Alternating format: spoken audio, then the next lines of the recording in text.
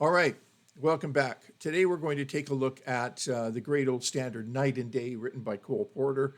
Uh, it's a vocal tune, obviously, and so the note values are a little bit longer, making it a perfect candidate for building a solo and building a chord melody. So rather than a learned chord melody that I've worked over 100 times that I'm going to teach you, I think it's more fun to take it and look at different possibilities that you can use to build your own individual solo over this tune. Okay, so the first chord is D minor 7 flat 5. And if I just drop the root note and put the melody on top with my first finger, that can be my first chord. I've got the D minor 7 underneath with an implied root, and then if I move this, that C down to the 3 of the G7. That gives me a little bit of a movement, and it spells a G7 flat 9 chord, and then to the C major 7 chord, resolving on that 3. Now, as this is a bit of a stinker, which it even is, for me, it's a bit of a challenge, just moving that one middle finger down.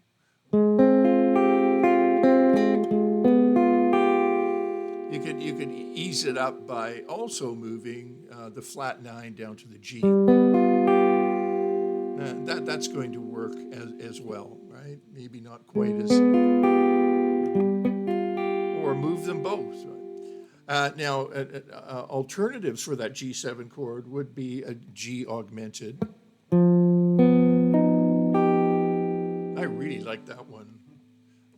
We have.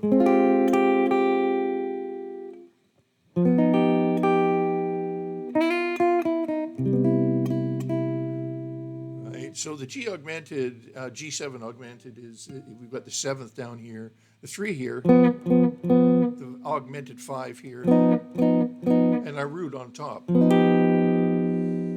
Okay.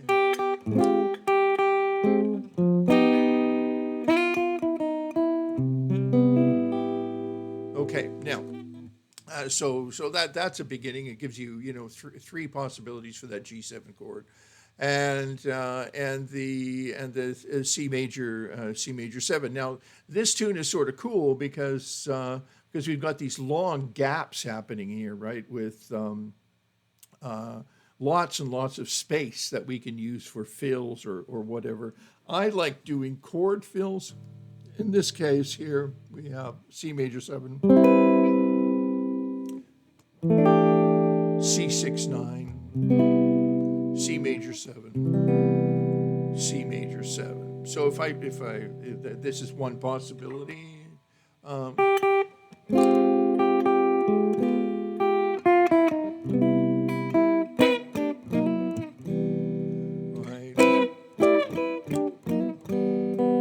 Whatever way you want to phrase it, and you don't have to make it that complicated. You can just do one, like one new voicing of a C major. Right?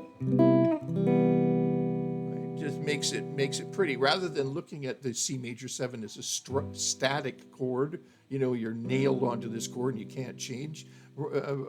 Instead, use different voicings of the chord around the fretboard. Okay, and then it repeats the same measure, 4 measures, and 13.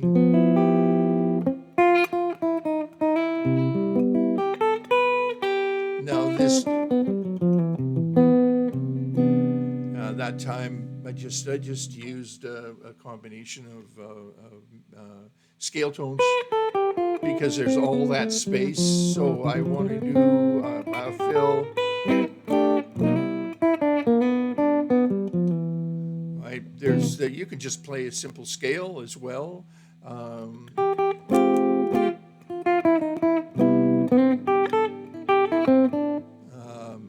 Little scale bits.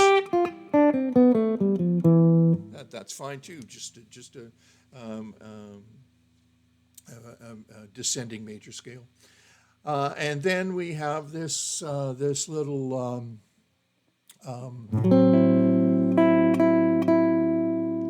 chromatic bits. F. This is an F sharp minor 7 flat 5.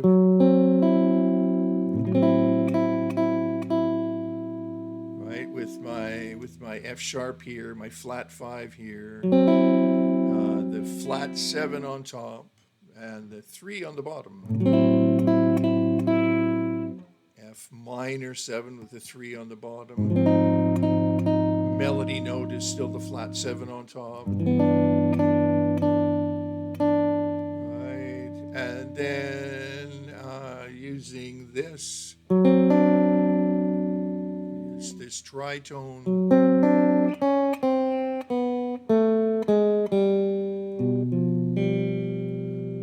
That keeps it pretty simple. This is like a D7 chord, except I removed the roots. G7.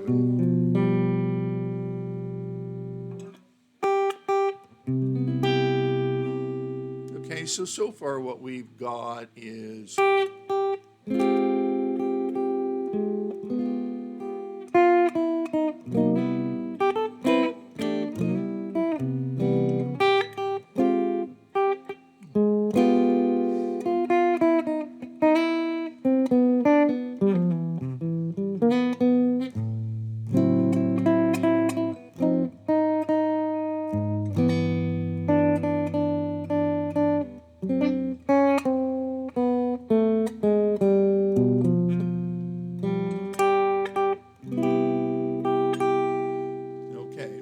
that all works pretty well, and I think it's fairly accessible.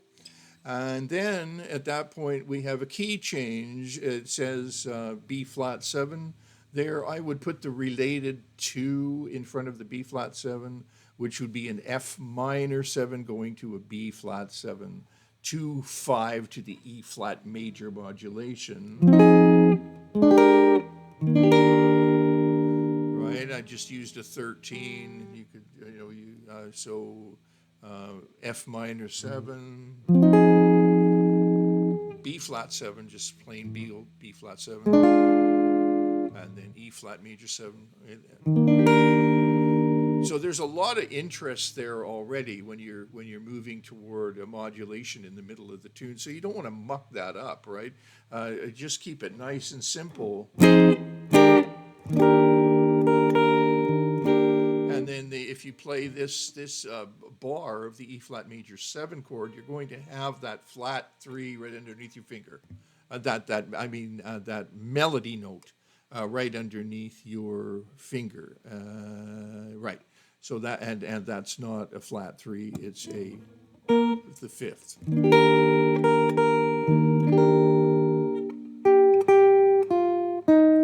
And that melody is right underneath your fingers. And then we could do this nice C major 9.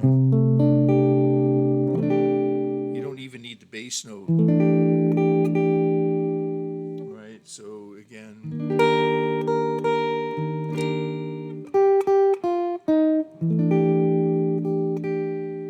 You could fill.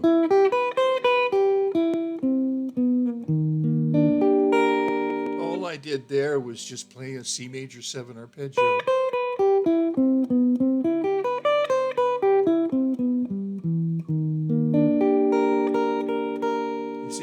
If you define the harmony that's there, man, you can't go wrong. There's so much intelligence in a tune like this, so much understanding, so much musical understanding, and you don't necessarily, you actually not forget that word, cross it out. What you don't want to do is just use this as an opportunity to play a bunch of licks. What you want to do is try to grab even more of the essence of the tune and present that to the listener. That was pretty, that sounded sort of smart. Okay, so then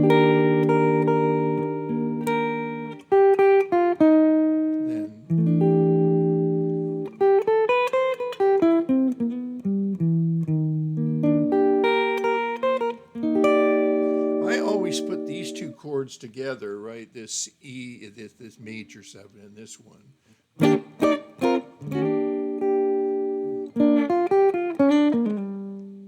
Right? They're just nice to use and to just brighten up rather than again staying static on one chord. So again we have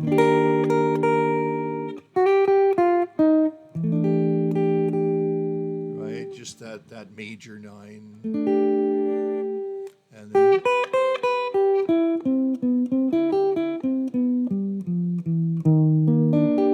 that was just a major 7.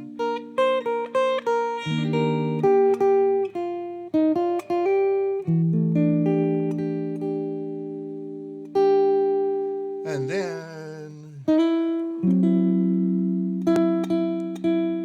F sharp minor 7 flat 5 up here rather than down here. And then F minor 7, but my melody note's here. And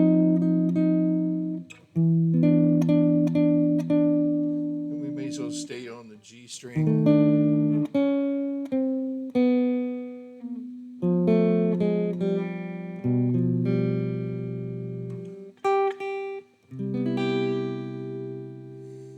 Okay, so that's what we've got so far. Now you can also build this, maybe go up an octave in this passage that we just played.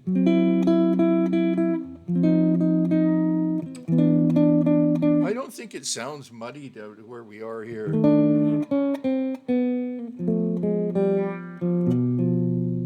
Right, that's right. But you could F sharp minor 7 flat 5, eliminate the roots. F minor.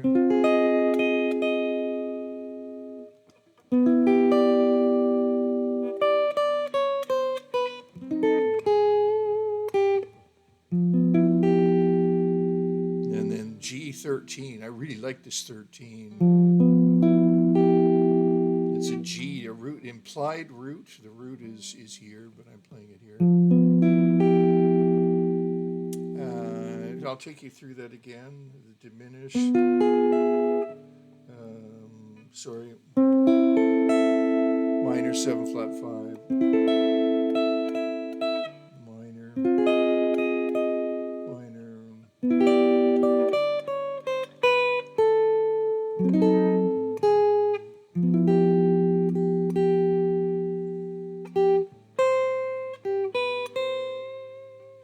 And there are others. So you can take that up the octave rather than right. It gives you a nice variation when you take that up the octave. So I think there's enough there. Another thing that you can also do, of course, is to just comp your way through the tune.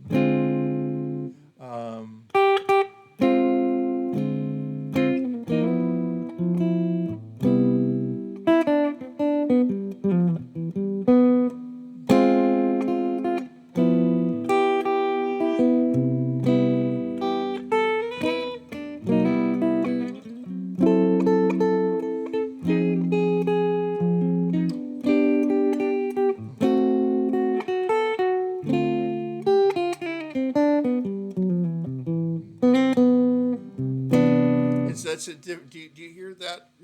So I'm not staying on the melody all the time. I'm not being as concerned with voicing the melody because I'm sort of making an assumption that maybe someone else is grabbing the melody for me. Trumpet player or sax player, violin player, another guitar player, right? But I can still do fills and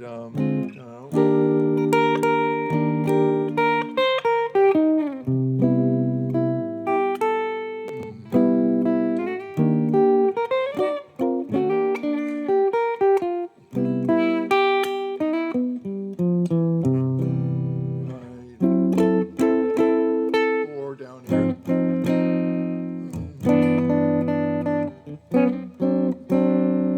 and you get the idea, right? So that's like more of a comping style with little fills thrown in, different than building a chord melody solo, but they can definitely complement each other. Uh, then again, there's just this straight ahead comping. If I'm playing with a drummer, right, and maybe the first pass through,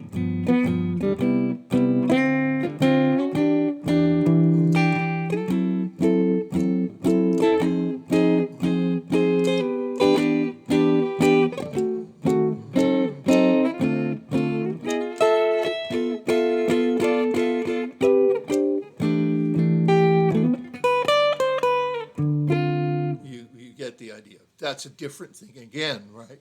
So those are basically three approaches.